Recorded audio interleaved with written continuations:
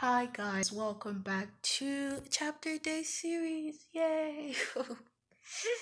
Okay, so today is another chapter, another series, another day of a Chapter Day series. I think today is like the 25th day of a Chapter Day, so like we've reached the 2 week mark of a Chapter Day. So Chapter Day is 2 weeks old. Yay! Okay, so today we'll be reading Deuteronomy chapter 4, and I'm very, very, very happy for this chapter because I typed the Bible verses and everything super, super early. I did not use my usual timeline, which resulted to me actually taking my time. Well, I take my time to write the chapters, but like this chapter most especially, I was just happy because I wrote it during broad daylight.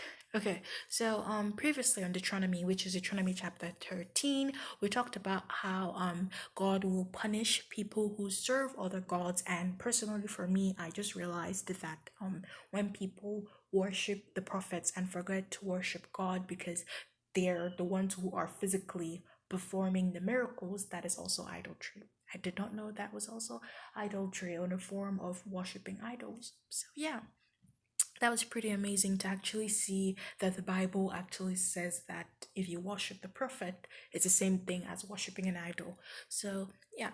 Today we're reading Deuteronomy chapter 14, which is a pretty long chapter. It is 29 verses, and yeah, straightforward but long. So basically this talks about tithe, meaning like tithing, giving 10% of your income, and what you should eat and what you should not eat. So now the whole thing about tithe.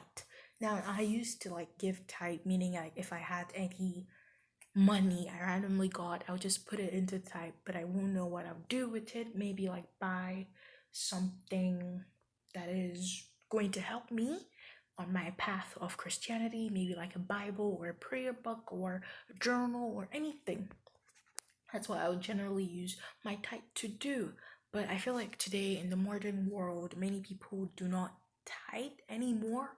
Or let's say for me, for example, I don't know the right place to go and tithe because I don't want people to use the money wrongfully. So if you tithe and you don't know what to do or you don't know which place to go to, you can donate it to foster care homes. You can, you know, put it into churches, help orphanages, just donate that into an orphanage or a church, or even volunteer.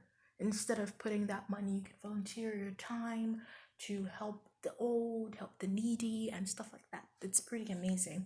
And so, yeah, that's basically what you can do in place of tithe. And this also talked about what you should eat and what you should not eat. And it was really, really an amazing chapter to read. So some verses that stood out to me were verse 4, which said, these are the animals you may eat. You may eat the ox, you may eat the sheep, you may eat the goat, you may eat the hart, you may eat the gazelle, you may eat the roebuck, you may eat the wild goat, the ibex, the antelope, and the mountain sheep.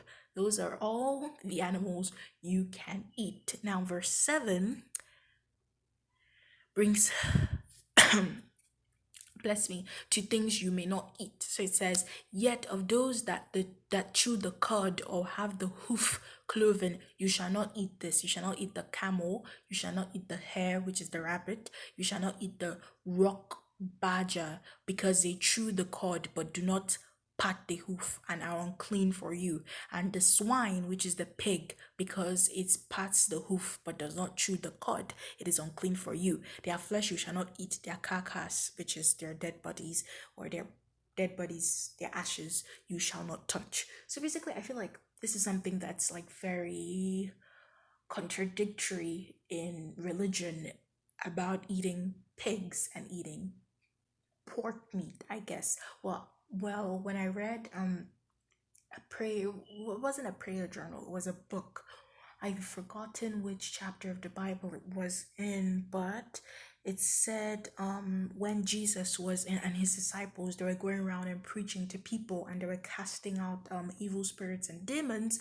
There was a pig stuck near them where pigs lived, and when Jesus cast out the demons from the people, the demons ran into the pigs. So I guess that's why people say swines and just pigs are unclean and not healthy, and they're not pure for your body. And the Bible also says don't eat them, not because of that, but because their flesh is unclean for you. So I don't know. Another verse that stood out to me was verse 9 to verse 10, which said, where is it? Okay, of all that are in the waters you may eat these, whatever has fins and scales you may eat, and whatever does not have fins and scales you shall not eat, because it's unclean for you. Okay, another verse that stood out to me was verse 12 to 14, which said, where is it, okay, right there, but these are the ones, so the birds you shall not eat. So you can't eat the eagle, you can't eat the vulture, the osprey, the buzzard, the kite after their kinds, every raven after its kind, the ostrich, the nighthawk, the seagull, the hawk after their kinds, the little owl, the grey owl, the water hen, the pelican, the Korean vulture, the cormorant, the stork, the heron after their kinds, the hopade and the bat. And all winged insects are unclean for you, they shall not be eaten. All winged things you may eat. All clean winged things you may eat. Another verse that stood out to me was verse 21, which said, you shall not eat anything that dies of itself. You may give it to the alien who is within your towns. That was really funny, like a foreigner, that he may eat it, or you may sell it to a foreigner, for you are a people holy to your Lord. So give it to other people who are foreigners, And another verse stood out. Now that verse stood out to me mostly because God was like, you are my people, give it to other people who are not to me, let them eat it, which kind of just shows how God, I don't want to say God is like tolerant of other people's religions, but you could see like Jesus he never depicted how he never depicted Christianity as a fighting or forceful religion. He always wanted it to be, willingly and purely from your heart. Another verse that stood out to me, so many verses stood out to me in this. Okay, I'm gonna rush this up. Is verse 22 to 23, which says, you shall tithe all the yield of your seed which comes forth from the field by year to year. Now there's a particular verse that I really want to read, which is verse 24 to 26, which says, and if the way is too long for you, so that you are unable to bring your tithe when the Lord your God blesses you, because the place is too far from you, which the Lord your God chooses to set his name there, then you shall turn it into money and bind up the money in your hand and go to the place which the Lord chooses and spend the money for whatever you desire, oxen or sheep or wine or strong drink, whatever your appetite craves, and you shall eat and therefore eat there before the Lord your God and rejoice with your household. So see, God is like, okay, if you can't do the tithe, go rejoice and be thankful to my name. People don't tell you that. When people are talking about Christianity, they don't tell you that. So basically the summary of this whole chapter, the summary of me eating and me reading things we're supposed to eat and not eat, is because